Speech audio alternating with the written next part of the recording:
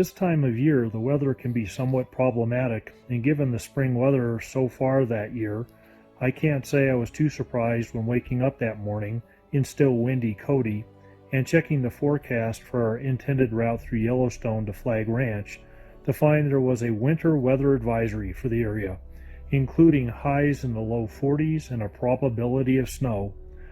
Almost all the campgrounds along the way were also still closed. If you've driven from Jackson Hole to the south entrance of Yellowstone Park, you have flown by Flag Ranch. During a bike trip several years ago, my wife and I camped at the campground there.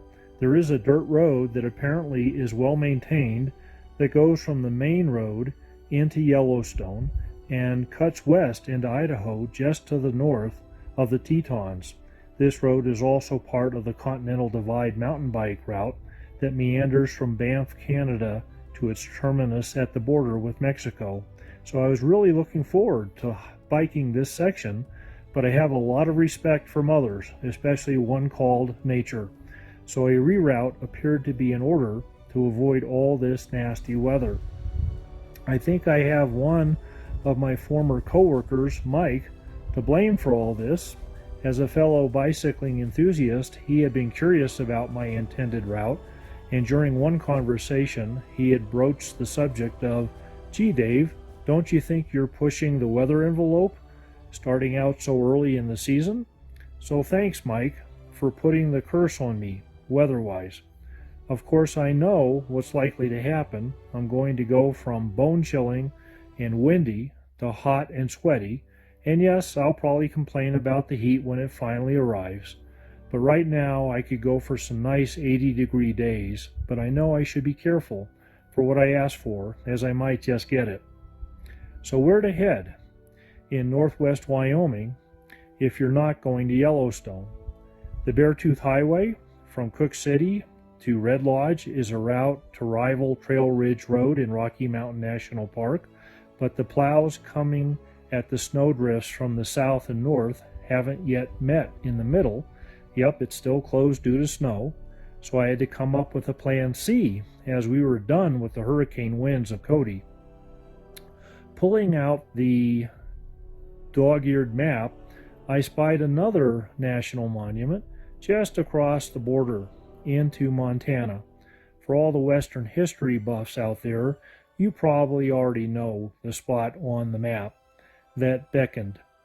Harken back to 1876, specifically the 2 days of June 25th and June 26th, when 263 soldiers, including Lieutenant Colonel George Armstrong Custer, died fighting several thousand very angry Lakota and Cheyenne warriors trying to protect their rapidly vanishing way of life.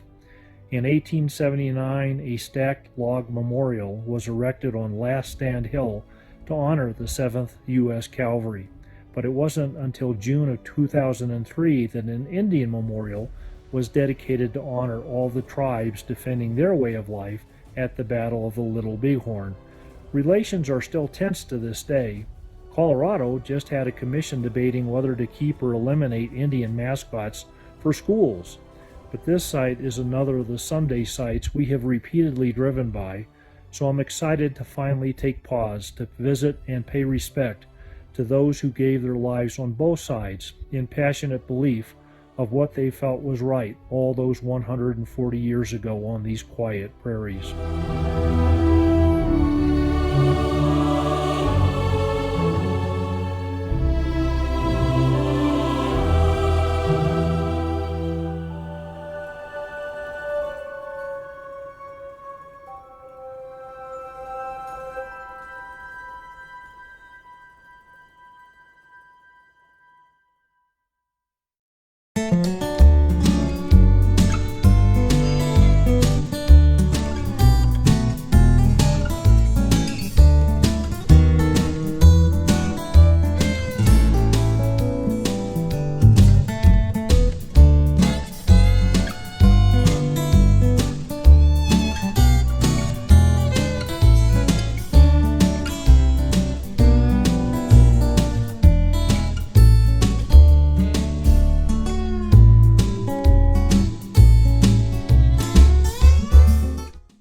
spent the night at the Hardin, Montana KOA, which is about 15 miles away from the Little Bighorn National Monument. Around the perimeter of the KOA, someone who must have been a bicycle fancier has placed about 50 old bikes literally out to pasture, where they will rust and decompose over time. It was fun to walk around and look at the collection for bike aficionados out there, all 5-speed, freewheeling, simplex shifters of bikes from a bygone era. This KOA is not very busy, and I fear too many folks do what Sophie and I have done through the years, which is simply drive past at 70 miles an hour with nary a glance or even a thought of the little town of Hardin. This KOA is actually for sale. It's very clean, but in need of some updates and tender loving care. Like the bikes in various stages of disrepair, this KOA appears past its prime, though for us that has its advantages. The campground is about a mile off the main highway, which means it's quiet and peaceful and has beautiful shade trees galore and nice grassy sites to set up our temporary home. I suspect the owners are probably reaching the age where they too have other things on their bucket list and are either unwilling or unable to financially invest in the upgrades that bring the campground into the 21st century. Before we left Denver, we had attended our niece Peyton's high school graduation ceremony. One of the valedictorian speakers used her time in the spotlight to encourage the class of 2016 to be truly present in the moment, which for her meant looking up from that handheld device and physically interacting with the world and those in it in a non-virtual way. Kudos to her, but shame on us that this needed to be the topic of choice for a valedictory speech. Of course, she finished by making her point by whipping out a selfie stick and taking her own picture while those in the audience took pictures of her. This too may be a reason why this KOA may not find a ready buyer who will love and nurture it into better days. While they say my generation is causing a resurgence of hitting the road in the modern equivalent of mini Winnies, apparently the generations behind us would seemingly prefer to participate in life through technology.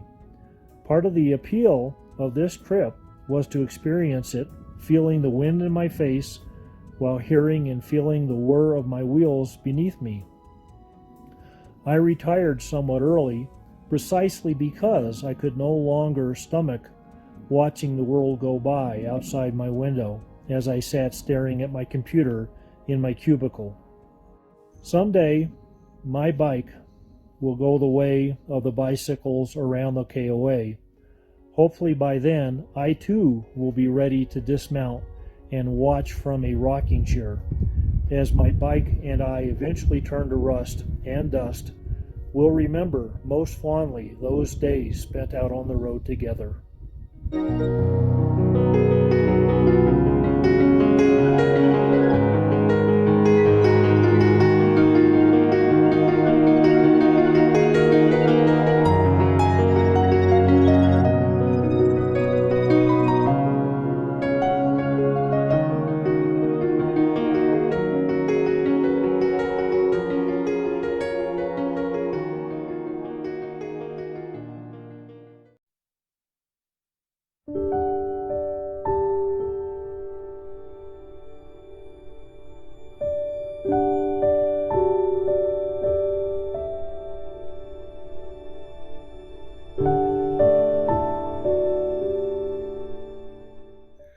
The ride from Hardin along the back roads to the town of Crow Agency and into the Battlefield Monument is cycling paradise. Good pavement, few cars, a sunny day, even a couple of roller coaster hills make this route too good to pass up.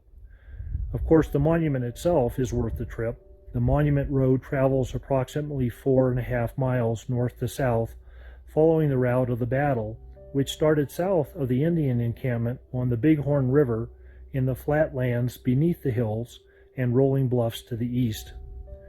On the morning of Sunday, June 25, 1876, Lieutenant Colonel George Armstrong Custer sent part of his 7th Cavalry to attack the Indian encampment below. The small force of 7th Cavalry soldiers, led by Major Reno, quickly realized that they had ridden into a hornet's nest as a large group of warriors rode out in defense of the village. Forced to begin a hasty retreat in an effort to rejoin the larger force still up on top of the hills above the small group, they were effectively cut off and forced to hold their ground alone. Meanwhile, Custer, continuing to ride to the north along the ridge, was increasingly harried by a force much, much larger than they had anticipated, though his own scouts had given him early notice of the size of the Indian encampment. The sites where cavalry soldiers fell along the route of the rolling battle are identified with white marble markers. Indian deaths are identified with red markers. 1 marker here, 3 to 5 there, until you reached Last Stand Hill, where Custer and those still with him met their end. After shooting their own horses to serve as breastworks, Custer and his men fought on until they ran out of ammunition, and the Indians charged up the hill to finish them off. As I walked by the white markers, I tried to envision what that day must have been like for soldier and Indian warrior alike. The Indians were surprised by the arrogance of the white soldiers and their willingness to attack such a large Indian encampment, but apparently there had been some foretelling of the epic battle to come around the Indian dance fires in the nights preceding the battle. For a lowly cavalry soldier, what had turned out as just another hot, dusty tramp across the wind-blown prairie was quickly evolving into chaos. As from the scattering of markers indicates, it was every man for himself as each tried to fend off, for as long as they had bullets remaining, an overwhelming enemy force intent on their utter destruction. I can hardly imagine what thoughts must have gone through their heads as they fired their last shots and heard the click of an empty chamber, realizing they were now moments away from death. Along with the individual markers, there is atop Last Stand Hill a memorial to those who gave their last full measure of their devotion that fateful day. There is also hauntingly a smaller memorial marking a horse cemetery. Being cavalry, the soldiers obviously started out on horseback, but perhaps not as consciously realized is the fact that while more than 200 soldiers lost their lives, so too did their mounts, often shot by the soldiers themselves in a last futile effort to block the fusillade of Indian bullets and arrows coming their way. Fittingly, the monument's a quiet place, with a constant prairie wind whipping through the grass-covered hills. If you close your eyes, you can almost picture that time long ago when two sides, each believing they were in the right, faced off in one of the last major clashes between two ways of life unable to coexist with each other. Interestingly, the memorial to the 7th Cavalry soldiers is very much what you might expect, a tall obelisk reaching towards the blue prairie sky, engraved with the names of the soldiers who died that day. The Indian memorial, 50 yards or so from the top of the hill, takes a completely different approach, with more of an emphasis on learning from what happened that fateful June day.